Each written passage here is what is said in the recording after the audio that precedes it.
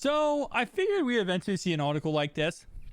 This is coming in here from yankodesigns.com. And this is talking about 5 reasons why the Surface Duo 2's design failed. The reason why I thought that we would get this type of article is because recently we found out that most likely Surface Duo 3 is going to have a one-screen design, a one foldable screen design, and no longer will have 2 separate displays connected by a hinge. So once I heard about that, I was like, okay, we're going to probably get some articles written like, this is why it didn't work, and this is why, people didn't like the 2-screen hinge design. Now, I'll be honest with you, I don't think the look of this phone was really a problem at all. For the Surface Duo 2, the real big problem design-wise was the bump on the back, the camera bump. That was the biggest issue for design-wise. Other than that, the issue was softwares, Microsoft actually supporting the software, everything working together, and how long it took to get Android 12L. So let's talk about this, though, because this article is so interesting. First off is identity crisis. To some extent, the Surface Duo is in a class of its own. You can't really call it a smartphone, even though it does make calls, since it's rather awkward. It actually used it as... Even though it does make calls, since it's rather awkward to actually use it as a phone unless you're wearing earbuds, which, to be honest, no, it's not awkward at all to hold the phone up to your ear. It's actually, surprisingly enough, just fine. I don't know why people have issues still when it comes to, holding this phone up to your ear. You can see right here, that does not look that crazy. Oh, look, iPhone. It's bigger than the iPhone, but when it's in phone mode, it's not too crazy how the size of it holding it up to your ear. I don't really think that's still an issue people have. You can't even fold the Surface Duo 2 back completely now that has a camera bump. Again, like I said, I knew they were going to talk about the camera bump. You can easily call it a tablet either. You can't easily call it a tablet either. No, you can easily call it a tablet either, though, even though content can span across 2 displays to form one single display that has a very noticeable cut in the middle. Even Microsoft itself avoids calling the Surface Duo by either name, preferring it to as a dual-screen mobile device. I don't know if that's 100% true. I think Microsoft calls it the Microsoft Surface Duo 2.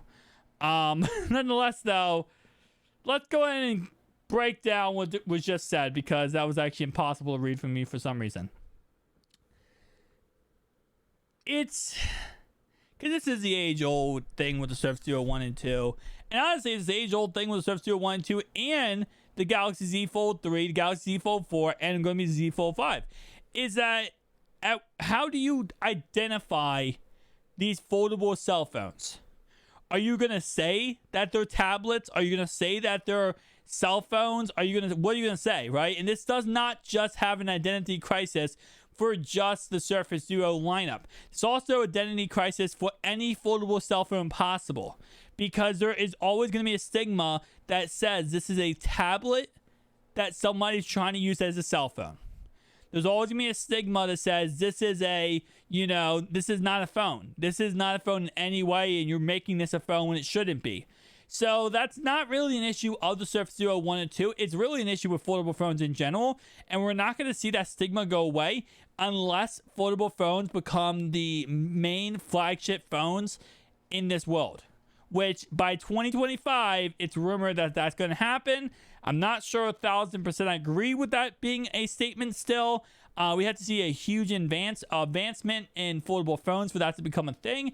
But you know what? Who knows? Maybe with the whole brand new Surface lineup, we actually see that become a thing with the Surface Duo 3. Let's look at the next point they make. Niche business. This is actually very true. Now, what's very true, but also I say this is actually a positive thing here, because they're going to say this is a negative thing. They're going to say it's a small amount of the community that actually wants to go ahead and take it, or buy this phone and support this phone. And because of that, you have a very small niche group that will actually develop for this phone and make and take full advantage of the device capabilities, right? So, and that is true, right? That's obviously when you have the Surface Duo being a separate entity when it comes to foldable devices versus everybody else that pretty much just copies the Z Fold 4, you're gonna run into issues of this is not the ideal, phone, right, for everybody. But that's why they did it. They didn't do this because they thought, oh, let's just copy what's working or what could work and then go through with that and hopefully that works out. Because at the time the Surface Duo 1 came out, the Z Fold, I think the Z Fold 2 was either out or was being talked about, rumored to come out. And they could have copied that route. They absolutely could have.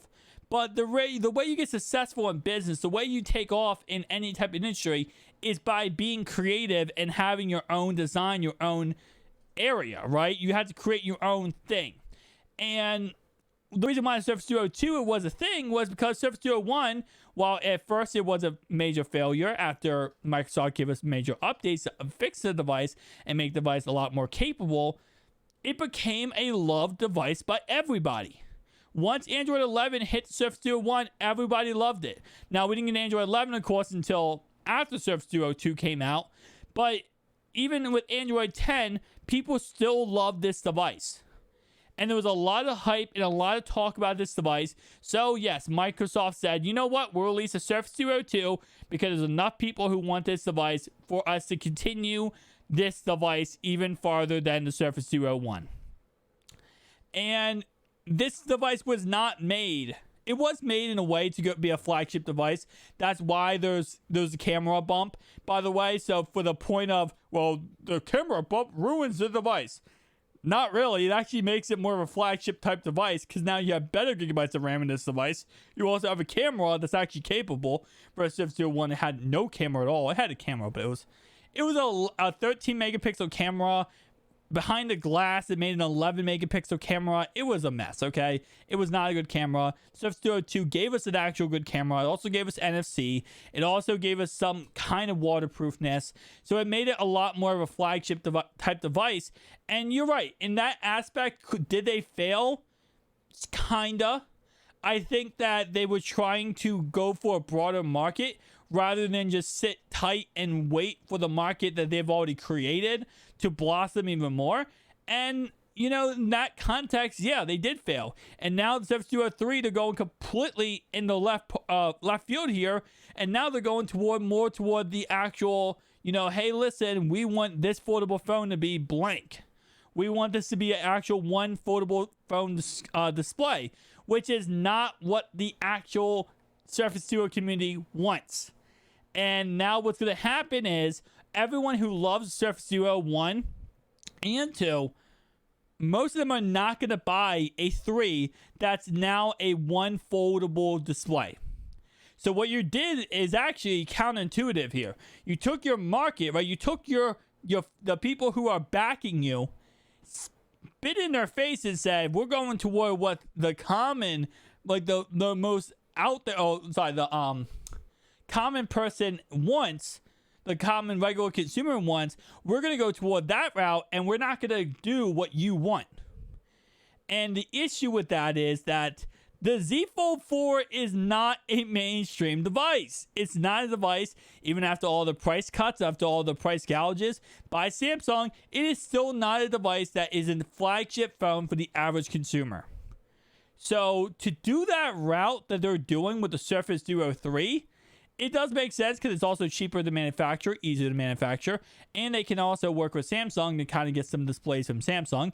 And again, like I said before, they could also work with Oppo if they really want to, but you're really taking a shot there because you're going to have a lot of people who have backed you simply go away from you, right? Leave your side and say, we're not supporting this because we don't want this. And then you might gain new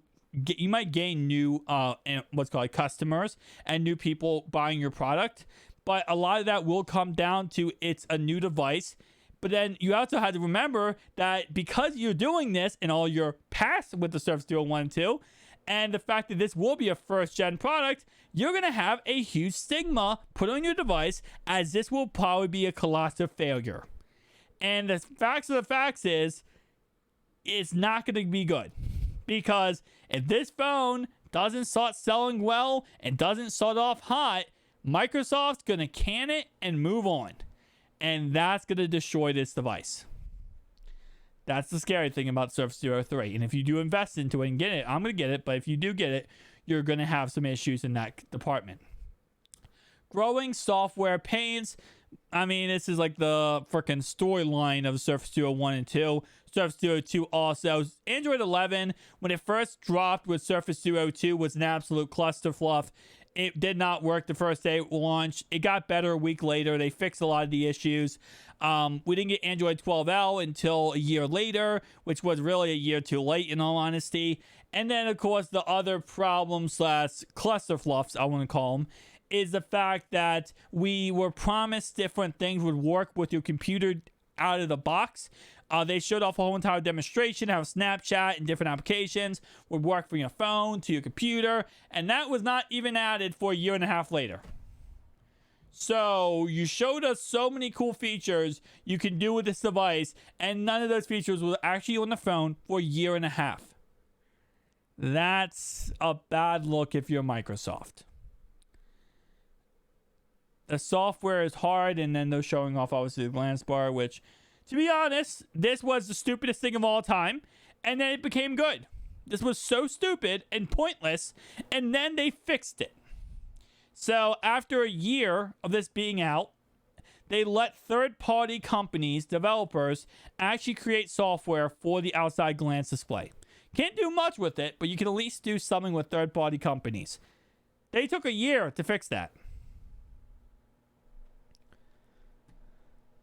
An answer in search of a problem. Yeah, and they're just going to kind of keep repeating themselves for the most part.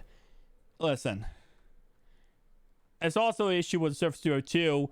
After, 6 months of it being out, went down to $1,000.